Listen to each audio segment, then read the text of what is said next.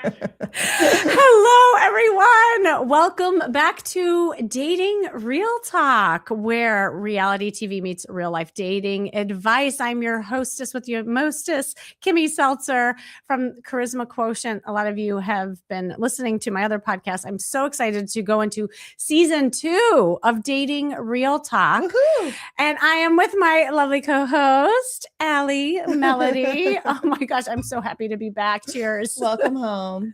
You've been gone. I've been gone. I know. It's been a minute. And, last season, we were talking about the Golden Bachelor. Yeah.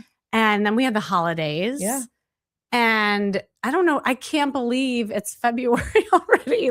I don't know how we got here. I don't know what happened to this year, but it's going very fast. The year of the horse just started. So it's all about new beginnings. Yes. So it's a very exciting time with right momentum. now. Yes. A lot of momentum. Yeah. And boy, we're starting out with a lot of momentum. With a bang.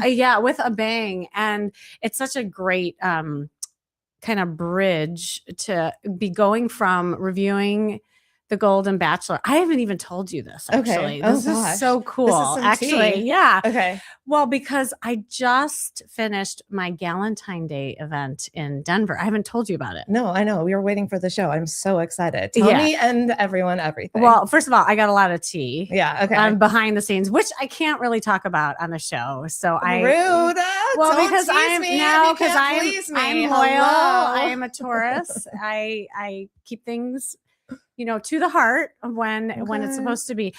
And I did find out some really cool things.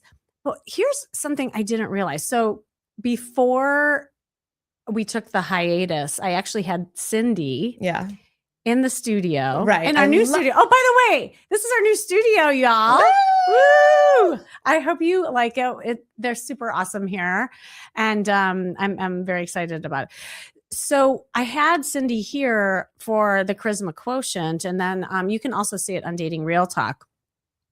And we spoke a lot about just her story and how she got to me. Yeah, I love this story. Yeah, and just really quickly, I'll recap, but also I encourage you to go and watch the episode because she really told the whole story. But basically, she slid into my DMs after our review of Dating Real Talk. So this is what I didn't know. We're talking about her on the show, and then she slides into her DMs and to your DMs, and I'm like, oh my gosh, I hope I only said complimentary things because you're talking about celebrities and then they become your friends. And then you're like, oh my gosh, wait, I hope I only said good things. I did. And we did. And Cindy was my fave. And we were so rooting for her. We were rooting for her for sure. And we loved all the ladies. And that's what was, we were saying how that show was really about the friendship and the community and all that. But what I didn't realize is that was the reason why she DM me. It was because of this show. Right. I thought it was maybe other things she saw on social media and stuff like that. She's like, no, I saw you reviewing the episodes. And she's like, Kimmy, you don't understand. She's like, I was listening to the episodes and I'm yelling into the camera, Kimmy, you're talking about me and you don't even know that I know you. Right. So she knew who you were and you gave her the confidence that she needed to take the next step in her life. Tell us about that. So what happened is I did know her, but I didn't know that I knew her. Yeah, you didn't remember. Right. So all of a sudden I get in my DM a message from Cindy. I first thought it was a bot. Yeah. I really did. I didn't think it was her. Right. And it was her. And she's like, Kimmy, you have no idea. You've changed my life because of your red dress moment story. Oh my God. And I would love to talk to you.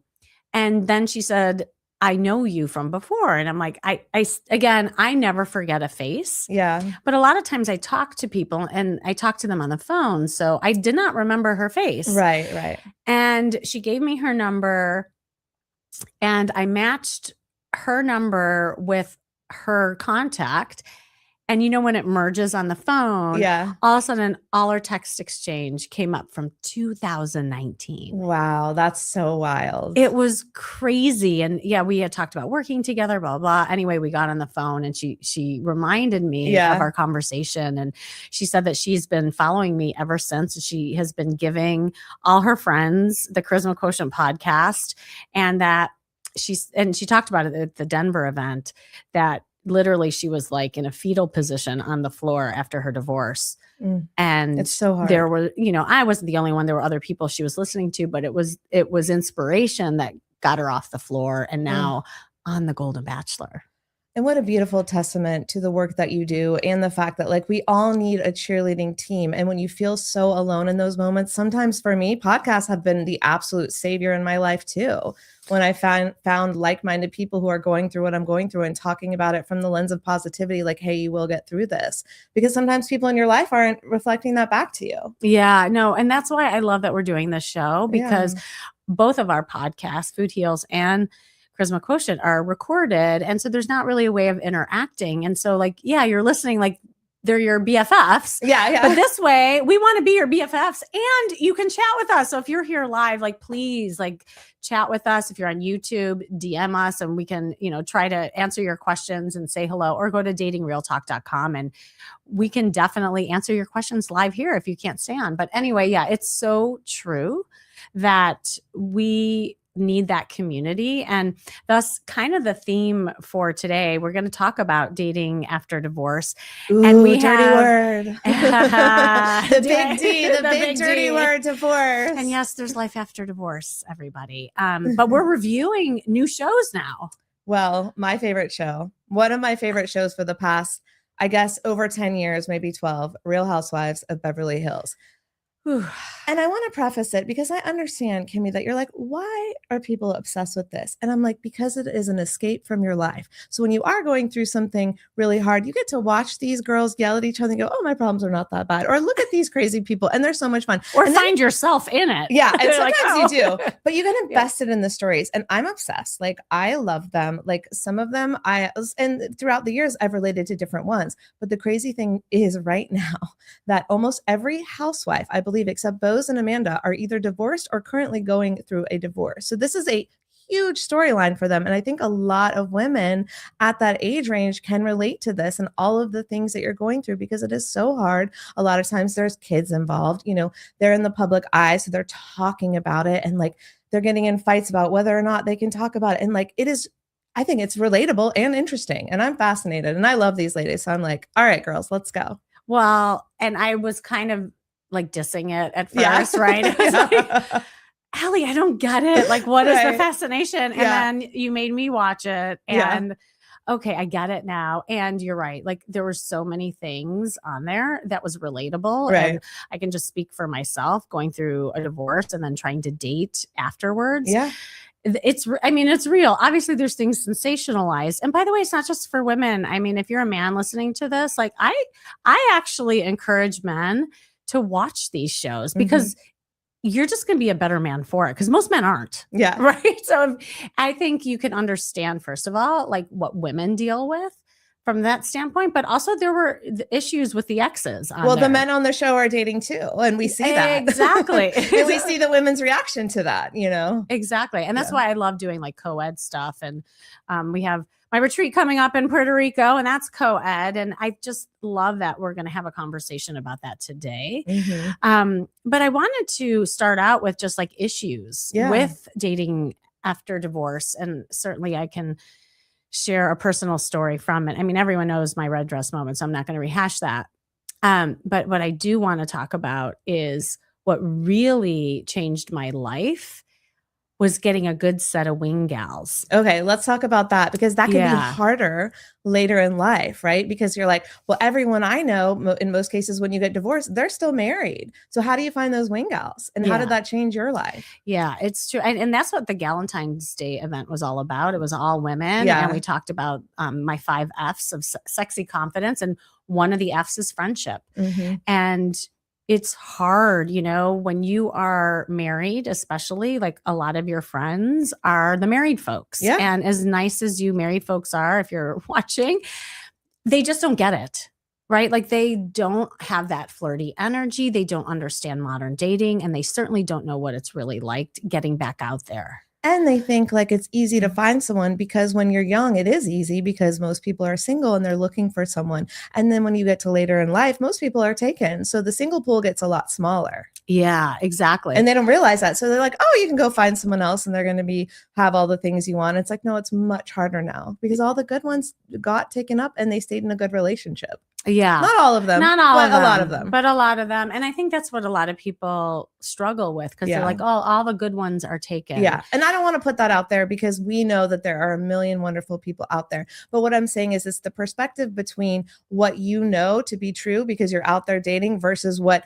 your friends think who are in a relationship because they just don't realize it because they haven't had to go through it. That there is less people to choose from. They're like, oh, you're too picky. No, I'm not. Yeah. I'm not too picky, honey. If you agree with that, like put a comment below because I think a lot of people probably agree with you. And well, so I will share my story. I actually don't know if you know the story. Oh my gosh. Do you know? How is there a story I don't know? I know. By the way, okay, tell me. We did not call each other for our outfits. We are like sisters, and it just shows you even if time has gone by, we dress alike. Yes, we dress alike. We did this we were on Ryan Bailey's show, So Bad It's Good, and we wore the same outfit too, the same colors too. Oh by my accident. gosh, you're right. And we didn't plan that either. Remember? See, this is what good friends are all about. You get in sync with one another. We are vibrating on the same frequency. I know. The only thing that's different, like they say like if you live together, you have the same menstrual cycle and stuff like that, right? I'll give you those days are gone, by the way, for me. So I cannot do that with you, but we can have the same color. So yeah, okay, this is my story. So I haven't told you about Laura. Okay, tell me everything. You don't know. Okay. So what happened is... Well, who's Laura to start with? Right. So I'm going to tell you. Okay. If you knew who Laura was, you would be like, oh yeah, I know the story. Okay. So what happened after my divorce is, a lot of different stories were happening. And all my friends back in Chicago, they were all married. And it was really like the only friends that I had. Yeah. And when I came here and the divorce happened right away, all the friends that I started making were all like mommies with other babies and children.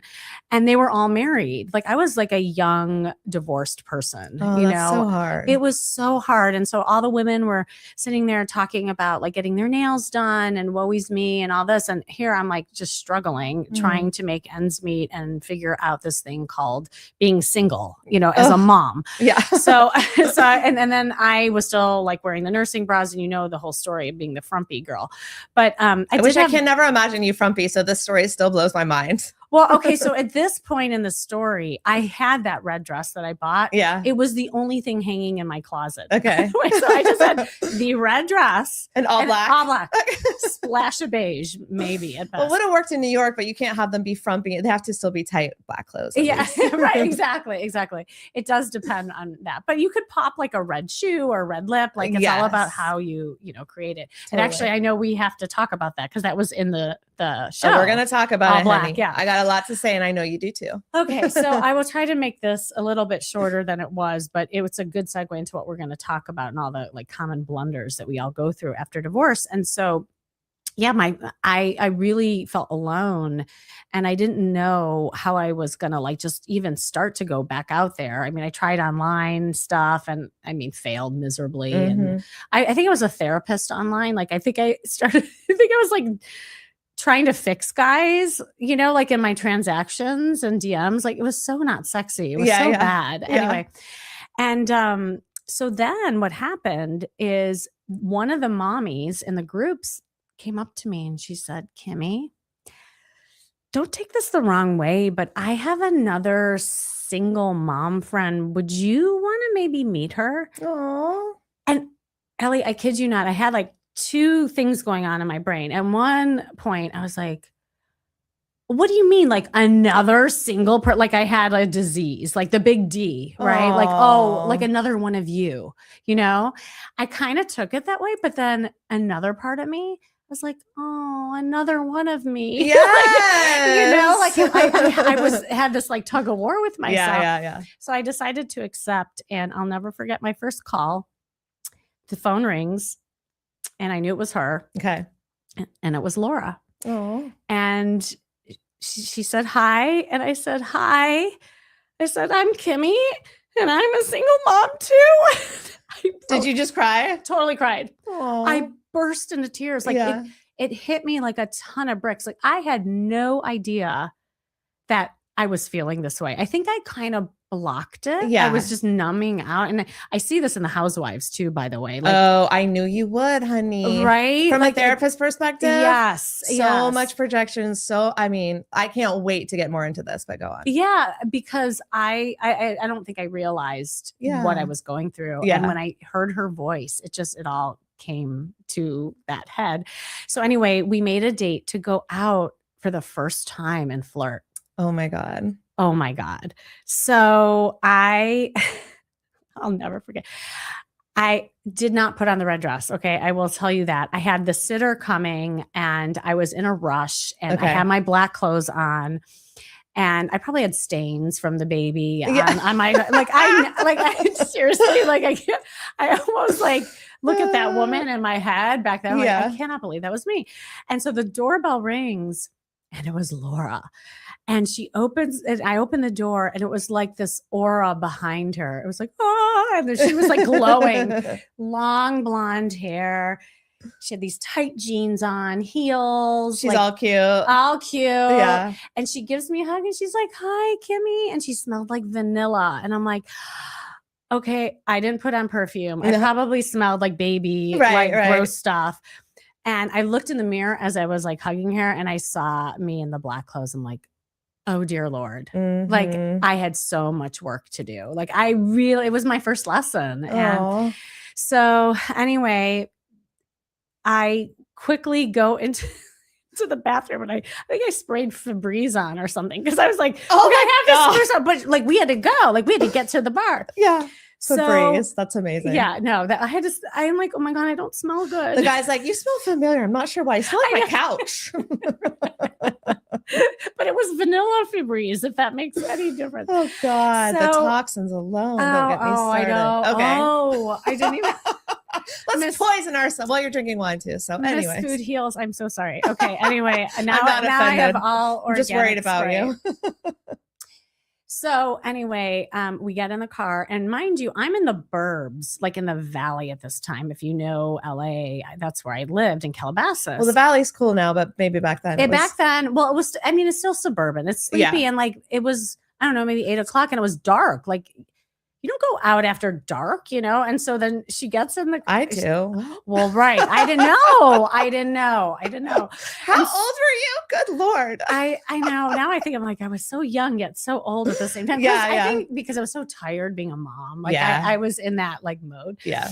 So anyway, we get in the car and we go over the hill to Santa Monica. Ooh. And I see the twinkling lights. I'm like, oh, there's life after dark. Main Street, the old promenade, not the now promenade, but the old promenade. It was the old, right. Yeah. And so we pull up to this bar. I don't even think it's here anymore, but it was right near the promenade. And Allie, there was a line wrapped around the building. And I look at the line. I said, Laura, I only have my sitter for 2 hours. Oh my God. I cannot stand in line. And she looks at me and she goes, don't worry, follow me. Like that. Just like that. This is how you act now, by the way. So she definitely rubbed off on you. I learned from her. I took notes. Okay, good. You took notes. I literally took notes. Okay. I was like a nerd with my like mental notebook. Okay. And so I go out of the car and she does the clink, clink, clink as she's like walking in her heels, all cute. Past the line where the bouncer is, she whispers something in the bouncer's ear. I still don't know what she said. Yeah. And all of a sudden she's like, Kimmy, come on. She gets us in. Love it. Whisks us in. And she's our people now. Well, yeah. And so I walk in. It was like another world I entered. And I look around. I'm like, oh my gosh, there's all these singles my age. Was it a nice bar or like a club? It was like a club bar. I can't even remember the name, to be honest. There was like music playing, but people could have food. And it was definitely like an older demographic. Well, I think I'm older. I mean, for me, it was an older demographic at the time. Yeah. And I was like, oh my gosh, I was amazed. And so I'm just like following her around and I was going to sit in the corner with her and just like catch up and get to know her. And she goes, she's like, we're sitting at the bar. See, you see where this is what you do to people now. No, I know. I'm telling you, I had to learn the hard way. Yeah, it wasn't sure always did. like this. I can't even picture you like this. Yeah, okay, go on. That's why I'm telling you the story. So so we sit there, and then she's looking around. She's doing the whole body language and eye contact, and she sees this really cute boy across the way, and she's like, "See that guy?" And I'm like, looking. I'm like, "Yeah, but Laura, he's really young." She goes, "I don't care." Just like that. And she goes, "Watch this."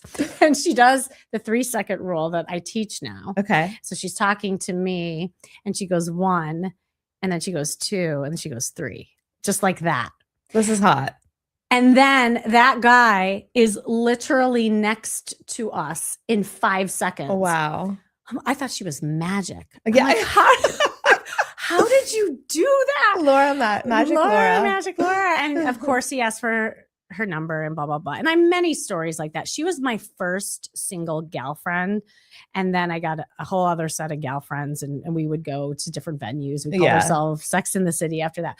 But I thought that was a good story to tell as we segued into the show, and also all the just the common blunders we all have when we're trying to get back out there later in life or in the second act. Well, the Housewives made a lot of blunders, especially on their speed dating event. So they needed some Kimmy. They absolutely needed you there. Like, I was like, why is Kimmy not there to tell them, no, honey, do not do that. Right. Well, I just want to go over some common blunders that I think, besides you heard in my story. I mean, number one, just feeling like you have to be flirty and sexy, especially if you're a mom or your clothes consists of all the kind of frumpy mom clothes like me. Just putting yourself together as a dateable person is something that people don't think about, but is so necessary. Yeah. It doesn't matter about all the tactics and things that you can learn online on how to date. If you don't look the part and you don't feel the part, then you're not going to act the part. Yeah. And I mean, that's what you teach with the outside in approach. Food heals, we're about inside out nutrition. You're about outside in. And it does give you confidence when you learn how to dress, and you learn how to look, and you learn how to flirt, and you learn how to talk, and you learn how to look the best when we're both wearing these beautiful colors that your eyes are popping right now in that blue, Yes, you too. Yeah, but it stands out. Yeah. Right? And that was one of the things I talked about in Denver, is just being seen. Mm-hmm. And how does that feel? And when you're getting back out there after a long relationship, it's scary to be seen. I mean, that was definitely something. I think another thing that's common, we definitely saw this in the show, is just kind of the hidden love shields that we all have, the heartbreak that a lot of people go through. Sometimes people are dealing with cheating and mistrust, and just also being disillusioned of this was the person they thought that they were going to be with their whole life. And then it just shatters in an instant, and how that plays out as you go back out there.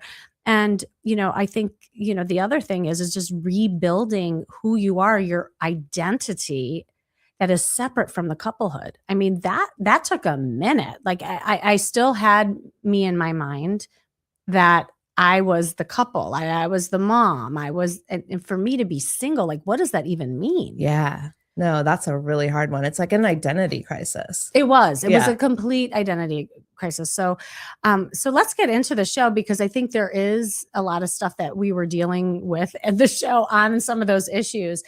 And, I don't know, maybe for some people who don't know the show, I didn't a few weeks ago.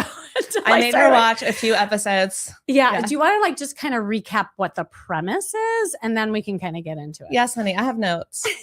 Okay. So first of all, let's start here. Recently, we saw on the show that Bose, who I love, but she is taken. She has a boyfriend. But she had a singles speed dating party. So she looked at her phone and she found a bunch of eligible men, which I also think were cast, because some of them we've seen on other shows. But great job. Bravo. Great job. Okay. Bringing some men in for these ladies to flirt with. And so Bose has a speed dating party for all of the women who are single. So let's just go into how it started to unveil, and some of the things that happened that I had specific questions about, because I figured this is a good talking point for your opinion as a dating coach. Is this a yay or nay for some of the things that they said and did? Okay. So Kyle walks in looking all cute. I love Kyle. And Erica said, now, why did you bring your most expensive bag? It makes you look high maintenance. And Kyle did have an Hermes Mini Kelly valued at $36,000. So let's pretend you're on a first date, because that's essentially what a speed dating would be. So Kimmy, do you think it's like bring the bag because you want to show them this is who I am, I dress well, I wear expensive things? Or do you think that looks so high maintenance and like show them that later? You know, like what is your opinion there? Okay, so I don't think it's the bag. I think it's the attitude with the bag. Okay, so talk about that. Yeah, so it's, you know, to me, if it's keeping it real. And if your real life is like that and you're used to wearing that kind of thing, don't try to cover it. Yeah. Just so that you're looking more real, because that's actually not real. Right. It's not who Kyle is. It's if that right. And so then what happens when you don't keep it real is then you might attract somebody who isn't like your person, right? So then you're not being kind of genuine and authentic to who you are and what you're wanting for yourself. And by the way, that bag is just a metaphor to so many things. It's not shape-shifting into something that you want somebody else to see because that's how you know that you can get them to like you. Right. It's being you. Now, the other side of it is that if you come in walking in like bitch, look at me, I'm so high, I only wear Louis Vuitton and that's how I roll. Yeah. And if that's your attitude, then the attitude needs to change, not the bag. Because that attitude, like if you are like, oh, I'm so that, a guy will find that completely a turnoff. I don't care what kind of guy, because to me, that's part of a guarded heart. Yeah. You're using the bag as protection and all your clothes as a way of like almost like punting who you are, because maybe you're not comfortable with who you are. So like in those instances, sometimes I do make unders, you know, because there's too much going on and there's not enough real personality there so that guys can feel you and feel that chemistry. And what's funny about this whole thing is I don't think Kyle came across like that in any way, shape, or form. I think Erica, it was almost a projection, because that's what Erica uses, outfits and things like that, to, as a, probably you would say, a love shield to protect herself. Like, so I think that was a projection of Erica saying like, oh, you look so high maintenance, because that is a way that she would block. 100%. Yeah. 100%. Bingo. Okay. Yeah. Well, see, I'm smart too. Okay. Yes, you are. So let's talk about the outfits. Okay. So we kind of touched on this earlier, and you have the red dress moment and the red dress story. But the funny thing is that every single woman, all of them wore black, except Rose. The only taken one was like an orange. She looked fabulous. Every single woman wore black. Kyle said, we all look like we're going to a funeral. Sutton said, we all look like we just came from some sort of witch convention. Now, my guess is, Kimmy, they wore black because black is slimming. Black is hot. I love black. Like, don't get me wrong, but you're all about color. So if we're going into a first date or a speed dating situation, is black in or is black out? I'm not a black or white girl. Okay. I can't say in or out. I say it depends. And I am not against black at all. Like when you hear my story, it's how you use it. Like I was using it literally to just keep me invisible from men. It was a cloak. Right. And so how are they using it? Yeah. Well, and as I get to know these cast of characters, I can see where some people are using it as like possibly a safe color.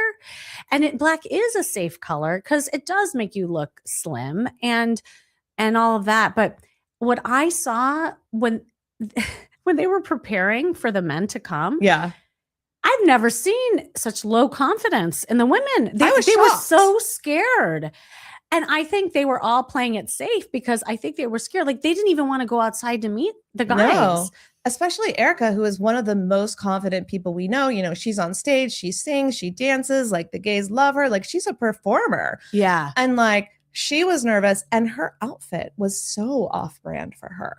She was dressed like, I don't even know, like a nun / maid. It made no sense for her character, for who we know her to be. And I was like, okay, that is some weird protective shit going on. Right. So either way, she's like protecting herself, right? Like that's to your point that you were saying before. And I think that's just it, is that it would take like a bold action if one of those women showed up in a bright red or a bright blue, or even just like a pop of red lipstick with the black to stand out. But I got the sense that they all didn't want to stand out. They were all playing it safe and they were all scared. I will say the only person, I'll say who I think was the best dressed, and you can see if you agree. Okay. So Dorit was wearing a cute short dress with like long sleeves, but like little polka dots. So it was kind of see-through. That was cute. That was hot. Yeah. And I think Dorit was like, I'm ready, honey. Whether she is or not, she was like, I'm going to try this. Like, I'm here for this. She walked out boldly in front of everyone. She was like, hi guys. When everyone, like Erica was like, oh my God, I need a drink. Dorit was like, hi guys, I'm here to play. Yes. Yeah, I would agree. So it's not just the color, it's also the style and how you're moving your body in it. Like it's the body language with it. And so I totally agree. You know, you can wear something black that has those like sexy elements, like with the sleeves and that kind of thing. But to your point, Erica, is that what you're saying? Dorit was the... No. The other one that was wearing like the bad outfit. Erica, Hot Topic Barbie? Yes. Yeah. Like that was not sexy. Like it was so conservative. It was so conservative and so off-brand for her. Yeah, exactly. And so that was not sexy. Yeah. Okay, here's another question. So Rachel Zoe, it was confusing because Rachel Zoe is obviously the queen of fashion. We've known that for years. But was so crazy is she was like, in the group text, she's like, I don't know what to wear. And then in her confessional, she goes, the key is, like to dating, you can't look like you tried too hard because that looks desperate and thirsty. Don't look like you spent 3 hours getting dressed. Look like, oh, I just threw this on. Then she walks in wearing head to toe glittery jacket, like looking fabulous, tons of jewelry. And I'm like, honey, you don't look like you just threw that on. So I was like, I'm confused by what you have to say. Then she also says, I do think that if you wear a little black dress on a first date, then you are saying, I want to have sex with you. Agree or disagree? I disagree, but please, Kimmy. I disagree too. And look, I have the honor of working with so many men. Yeah. And so I get the intel. Okay. So what do the men say? I hear what the men find sexy and what the men find attractive. And even in my workshops, by the way, I have a flirt workshop coming up. Yay. I should say that. Go to stophatingdating.com if you want to join us next week, actually, if you're listening to this live. Let's flirt.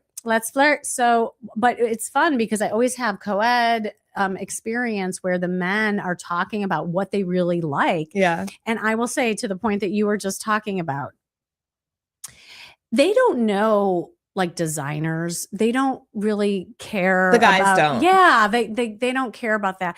Well, maybe in Beverly Hills, darling, it's different. Yeah, but I hear you. I know, maybe. But in general, the man just likes the way the woman looks. They're very simple. Right. We overcomplicate We overthink it. And even just like the statements that they're making, they're so overthinking it and overdoing it. And that's what's not attractive. Right. And so coming in, and here's what they don't like. They don't like the high maintenance stuff. They don't like a ton of makeup where you're waking up in the morning with like, if you have your makeup off and you look like a different person. Yeah.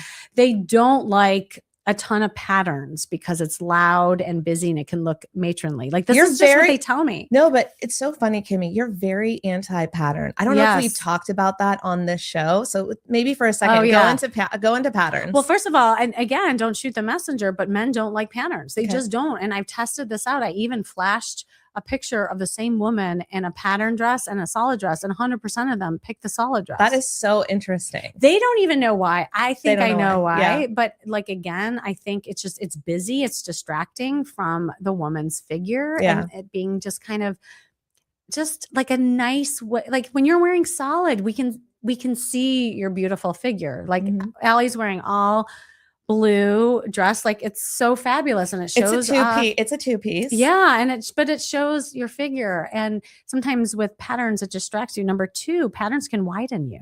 And so if you're doing like a dating profile picture, never wear patterns because it can make you look bigger. And especially if you have bigger boobs and you have patterns going on, like it can be very like top heavy looking. Yeah. So there's just a lot of reasons to avoid it. And it can sometimes look matronly depending on the patterns that are being chosen, like in some especially the colors. Like you see, it could look like a drape, it's just not flattering. Well, we go to a lot of events and I certainly have worn patterns, but I'm trying to think of all of your outfits because like we're always speaking on stage and stuff. And I don't think I've ever seen you in a pattern. No, you'll never see me in a pattern. You'll never buy a pattern? No, I have ones that have, exception to the rule. Yeah. Little polka dots. Okay. Because I have so many cute brunch outfits that are all patterns. And they're great for when you're meeting the ladies because we like patterns. Yeah. That's the thing. Like, we're dressing you for look the so women. cute. Like my brunch outfits are not solid. They are flowery. And if you're dressing for a man, you have to think about what men like. So, okay. Yeah. All right. That's totally fine. Okay. So they all go to the speed dating event. We see some are awkward, some are good at it. Who did you think was the best flirt? Who did the best? I don't think I even saw any of them really turn the flirt on. Dorit did. I was going to say Dorit is the only one she who was her friendly hair. And she was very kind of relaxed. Yeah. And to that, I think she was approachable. Yeah. I don't know how flirty she was, and there's different levels of the flirt. Yeah. But if you're in a speed dating event, you got to turn it on. Right. And I don't think most of them did. No, they didn't. Rachel was bored. Kyle was talking about her ex-husband. Like Kyle was like, oh my God, you're in real estate. My husband would die right now. And it's like, girl, what are you doing? What not to do. Yeah. I don't think Kyle wanted to be there. Let's be honest. Cause like, she still kind of wants to get back with her husband. She still wants to go Brad and Angelina. Like she did not want to be there. I know. It's really crazy. Well, yeah. And I think that, we already talked about Erica. I mean, she was very awkward. She was so awkward. It was shocking. Yeah. And I think she talked about that too. So she knew it. Well, now she has a boyfriend. So this was filmed, I guess, before that happened. So I'm really happy for her. Okay. So I'm really glad that she's dating someone and they seem solid from everything she said. Hopefully, sometime he'll come on the show and everything. But yeah, to see Erica like that was crazy. Like, why is it that someone so bold and out there in the world sometimes like can still shrivel up? I want to talk about that because I have a lot of clients who you'd be surprised who are high profile. They actually speak a lot on stage or celebrities, I've worked with, and you would never know that they are more introverted and shy. And the reason that is that if you think about it, it makes sense. When you're on stage, you're in a role. You have a script. You have a costume. You're playing. Yeah, you're playing a role. And Erica has a role when she's on stage. She has the costume. Yeah. She knows. So that's where her like zone of confidence lives. But when it's just her without the costume. Yeah. She's like, who am I? Yeah. But she doesn't have the social skills,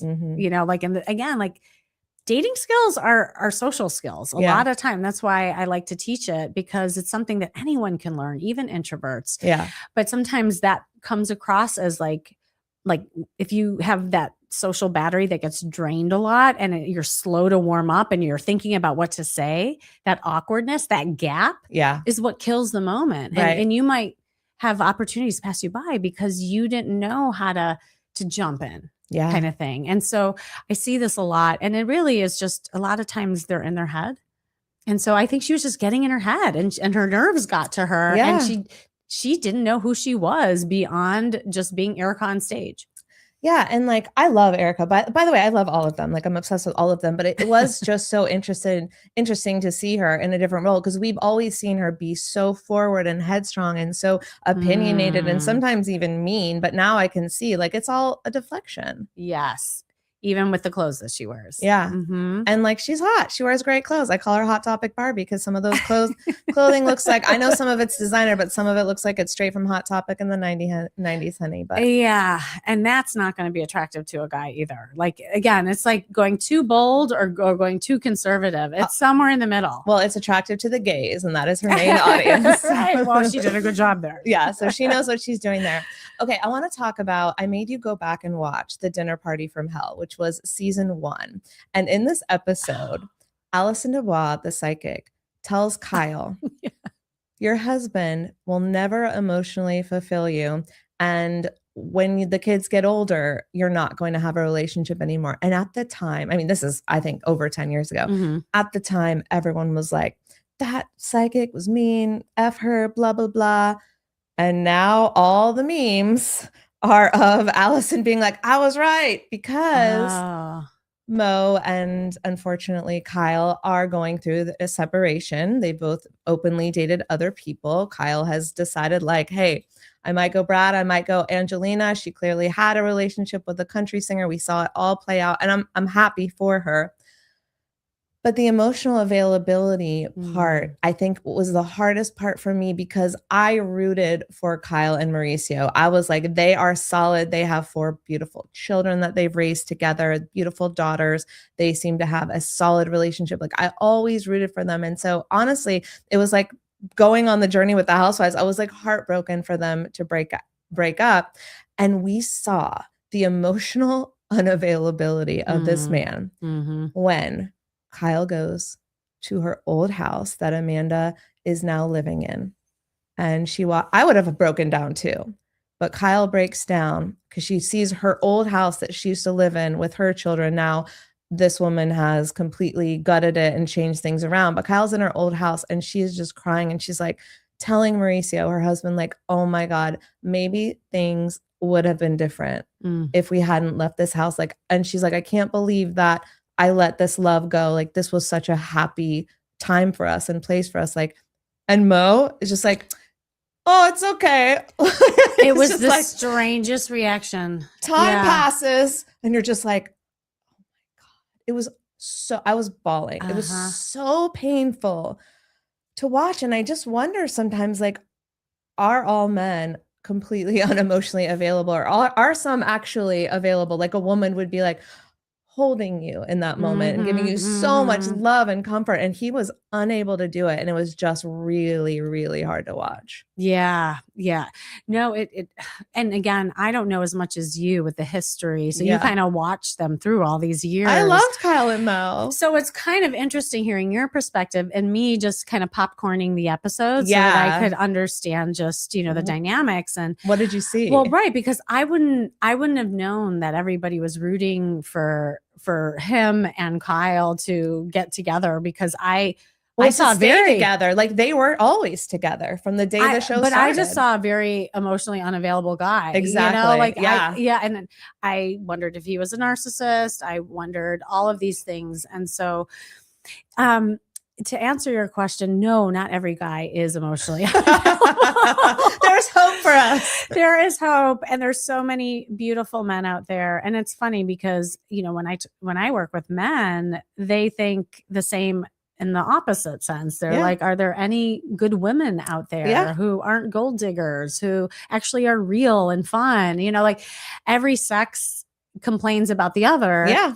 And the truth is that there's emotionally unavailable people, there's borderlines, there's narcissists, there's trauma, there's abuse. I mean, it's not distinct to a gender either. Yeah. But I think what happens later in life, this is exactly what we're talking about. We just see it more because when you're in your 20s, life hasn't happened yet. Yeah. And so we all kind of are swimming in the same swimming pool, and it's kind of an even playing field. And then you get back out there later in life and you see the trauma, you see the characteristics, and here's the benefit of us, we know ourselves better, and we get to see it now. Yeah. And really detect some of the red flags and stuff like that. And it sounds like they were married young, right? Younger? Pretty young. She had been married prior, so she did have her one daughter, Farah, with someone else. But then still, they were coming up together, like living in an apartment. They got rich together. They built a family together. Like, they did life together, right? So we were absolutely rooting for them. I was, at least, like, and from what we saw on the show, of course, it only shows what it shows, but they were the solid couple. When lots of other couples didn't work out, they were always solid. And it's only been the last few years that we've seen this. And I don't know, for me, I was just heartbroken because I was like, how many women are raising families and are in these relationships where you love them so much, but they are never going to what the psychics Allison Voss said, emotionally fulfill you. That is what she said. And like, it's just so crazy that it went full circle like that. And my heart is broken for Kyle. And like, I'm also happy that they're both dating and I wish them the best. But like, that was a very relatable moment for me because I could see that in my previous relationships being like, I remember the moment when I realized this person was never going to emotionally fulfill me like I thought they were, because we project our own emotional availability onto others very often. Yeah. And I think, and again, I don't know her history, Kyle's, but if you get married earlier in life and you don't have a lot of dating experience, you grow together, right? Like, and it sounds like that they did. So how are you supposed to know? Like, you were different in your 20s than you are later in life. And this is something that a lot of people in the second act grapple with. Like, it's hard because you pick up where you left off in your 20s, yet you're different. Yeah. So you have this skewed vision of what the pool should be and how you are. And it's almost like you have to be an adolescent again to figure out, well, wait, who am I? And like, because maybe as a young person, they were fine. Like, they fulfilled each other's needs for two people in their 20s. Right. And then the kids come along and then you get to see the family of origin issues as people and parents are dealing with the kids. Right. And that's where a lot of things start breaking down and you start seeing things. Yeah. And then all of a sudden you find yourself, single later in life. But the beauty is, and I just want to tell everyone out there that there is life after divorce and it can be beautiful. And especially as you get to know yourself, you might just be looking for something different. And Kyle too, like, she deserves to have that emotional availability with somebody. Yeah. And it might be a woman because she goes, she goes Angelina, as she told us. Finally, she admitted it. Exactly. And I think that's just part of her journey and she'll figure it out. But what she gets to do is explore. She's in a state of exploration and that's how it should be after, and I think the first thing I did when I got divorced was eat a ton of sushi. Okay. Because my ex hated sushi. I'm like, darn it. I'm gonna have sushi every day. Yeah, that's the rebel. Like, it's these little, it's these little things. And like, if she wants to try it, a woman, awesome. Yeah. see how it is and try it on for size. Like, whatever it is. And that's part of like getting back to who you are now. But I know we're almost at the end. And I know. Do we have any questions from the audience? I think we do have one. Let me pull it up here. And by the way, if you're listening to this, I really encourage you to like slip in our DMs on YouTube. Go to @Kimmy Seltzer. You can catch us live on YouTube. That's probably the easiest. Or go to datingrealtalk.com. You can ask us questions. If you can't be here live, we'll get those questions and we will state it on air and answer them. Here's a good one. And I do think this is important because some people do this right away and some people wait. But when is too soon, or when do I tell someone about my own divorce story? Oh, yeah. Well, that relates to the speed dating when Kyle was talking about like her ex. My husband would go, you're not even divorced yet, but she was just like, oh my God. Like, it was okay. Bad. Y'all, your job on the first date is just to see if you like each other. Don't talk about your past drama. Don't talk about politics, religion, past drama. It's being flirty. It's being fun, telling stories. This is so hard for people. So many people get into what I call a Q&A session. Yeah. And it becomes an interview. A job interview. And that's so boring. So boring. And then people come back and they say, I didn't feel the chemistry. Well, of course you didn't, because I would have been bored on that date. I'm not going to feel the chemistry. So if this feels really hard, I don't want to like diss anyone, because again, I throw myself under the bus all the time. I dated as a therapist. It was really bad. I put everyone on the couch. I really had to learn to pull back. I had to learn how to keep it like more fun and just more like we were just sharing stories and more what I call an emotion. Like, there's emotional triggers that actually cause attraction when you're talking to someone. It's so cool. Like, once you learn it. Yeah. I mean, and that's something I know that you're going to teach in your flirt workshop. And another thing that we could talk about really quick before we wrap up, and maybe this will go into the next episode, because what we're seeing right now on The Real Housewives is the debate also between Kyle and Dorit, because Kyle and Dorit are going through separations and divorces, and their husbands are best friends. So there's a lot of he said, she said, and Kyle's like, well, you're not really telling the truth on this. And she's like, why are you listening to your ex-husband about my ex-husband? There's a lot of that.